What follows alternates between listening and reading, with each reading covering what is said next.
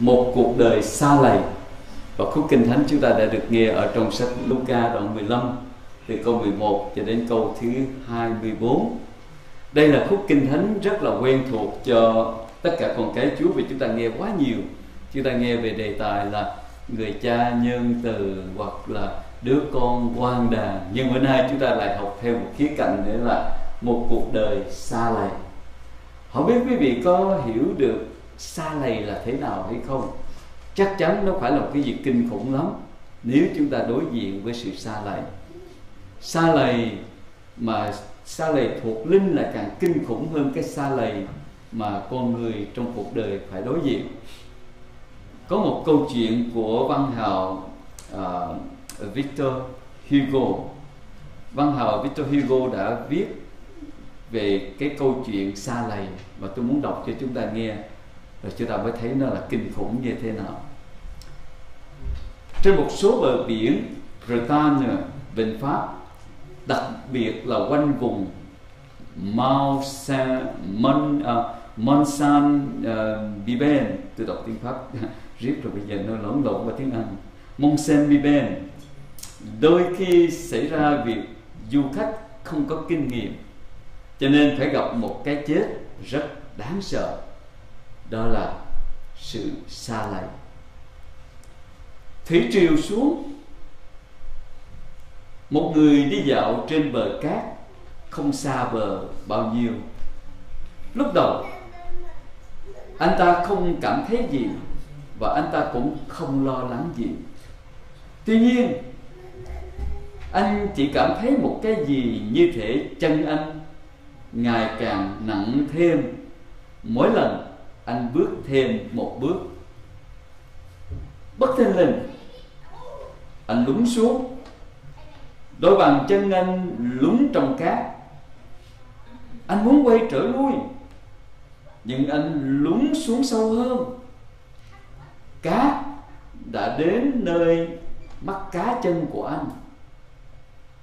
Anh muốn quay người, cát đến nửa chân anh. Lúc đó anh nhận biết anh đang ở trong một bãi cát di động. Anh cầu cứu nhưng vô ích. Cát càng ngày càng xâm chiếm anh. Anh cố gắng lần cuối cùng và bây giờ anh hiểu thế là xong. Anh bị lầy trong cát. Anh la hét, anh cầu khẩn, anh khóc than, anh uốn đôi tay lại. Và bây giờ cát đã đến ngực, rồi đến vai. Bây giờ chỉ còn lại cái mặt. Miệng anh kêu la. Lần lượt cát lấp đầy miệng anh. Thinh lặng. Bây giờ chỉ còn đôi mắt. Đôi mắt còn nhìn. Chẳng bao lâu cát đóng đôi mắt lại và đêm tối triền miên. Anh chết. Xa lầy là như vậy đó. Chúng ta thấy bình thường chắc chúng ta không ai ao ước mà gặp cái hoàn cảnh này. Có những nơi, những vùng mà cát lún hay là bị cát lầy mà chúng ta lọt vào đó rồi thì người ta nói rằng chỉ có trời cứu thôi.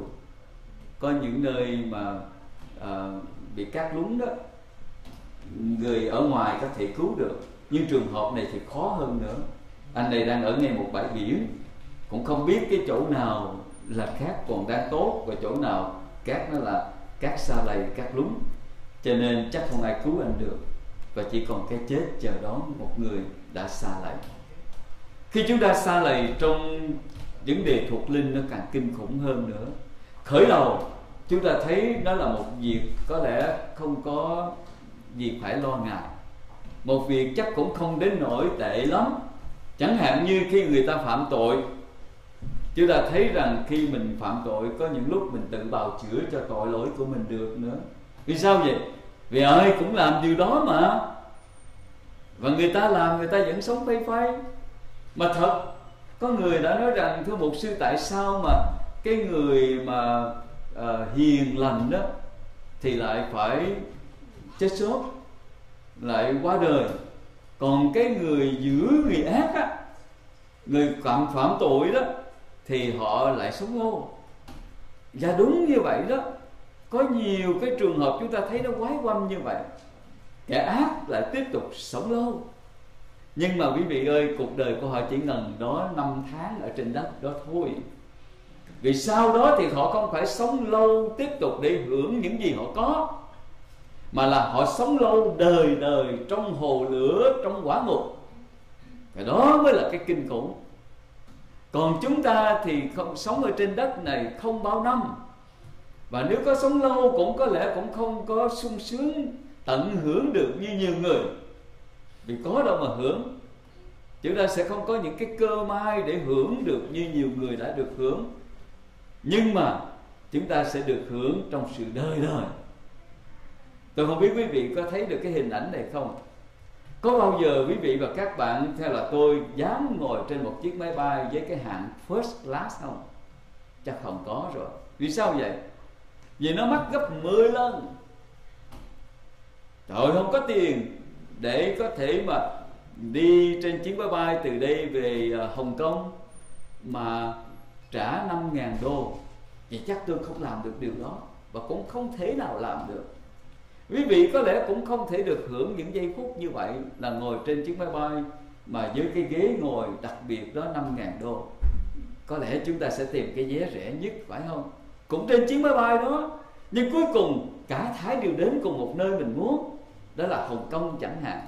Nhưng mà chúng ta phải ngồi cái ghế có lẽ suốt đời là cứ khoảng 500, 600, 700, cái giá nào rẻ nhất thôi, phải không? Người ta quá giàu, người ta không cần suy nghĩ đến chuyện đó. Họ mua vé là vé 5.000 đô first class, thượng hạng, rồi cũng đi cùng đến một chỗ. Nhưng có lẽ cuộc đời chúng ta không có được điều đó. Nhân vật mà mấy lần trước chúng ta được nghe là Dominic Strauss-Kahn, là vị lớn nhất của quỹ tiền tệ thế giới. Ông ta mỗi lần đi dự hội nghị, hay là đi họp, hay là đi đâu cũng vậy, cái chỗ ngủ của ông ta là 3.000 đô một đêm, một buổi tối 3.000 đô. Nhưng mà có lẽ cuộc đời của ông ta chỉ được hưởng ở trên đất thôi, và cũng có khi không được hưởng trên đất nữa. Vì tội lỗi là cái dũng cát mà khi lọt vào đó rồi thì nó chỉ lún dần và xa lại. Dominic Kahn bây giờ đang chỉ chờ điều gì vậy? Chờ tòa xử án. Và nếu bị kẹt vô tội cái vụ án thì có thể bị 25 năm tù. Người ta thấy không? Một người vĩ đại như vậy. Thôi có lẽ chúng ta sẽ không có những cái cơ hội để giàu có, để hưởng như vậy. Nhưng mà chúng ta được hưởng của sự đời đời là cái mà chúng ta đang có.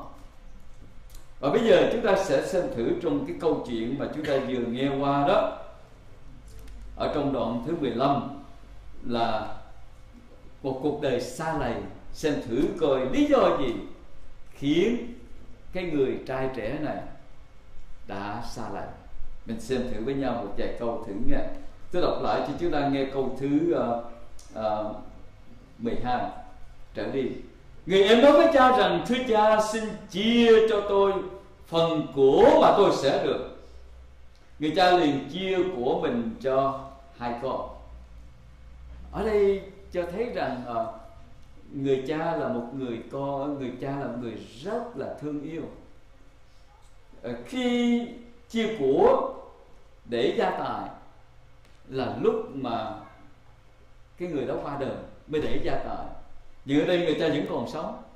Nhưng mà người con đã lý luận rất là hay rằng cái đó là cái phần của tôi sẽ được, trước sau gì tôi cũng được, cho nên xin cha chia cái phần đó cho tôi.